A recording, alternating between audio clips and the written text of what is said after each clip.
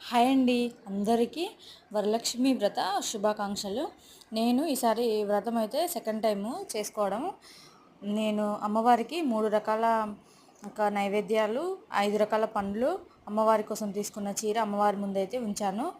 ఇంకా పూజకు కావాల్సినవన్నీ అమ్మవారి దగ్గర ఉంచి వాయనాలకి కావాల్సిన వస్తువులు కూడా అన్నీ ఒక దగ్గర పెట్టుకొని బుక్లో చదువుకుంటూ పూజ అయితే చేసుకున్నాను. పూజ చేసుకున్న తర్వాత మొదటి వాయనంగా అమ్మవారికే ఇచ్చాను. రెండో వాయనంగా మా ఇంటి మహాలక్ష్మీదేవికి వాయనం ఇచ్చాను. మా పాపకి ఇచ్చిన తర్వాత ఇంకా 5గురిని పేరెంటాలకు పిలిచి ఇంకా వాళ్ళకు కూడా వాయనం అయితే ఇచ్చాను.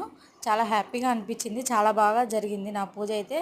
మీరు ఎలా సెలబ్రేట్ చేసుకున్నారో తప్పకుండా కామెంట్ చేయండి. అంతే ఇక వీడియో. Bye bye.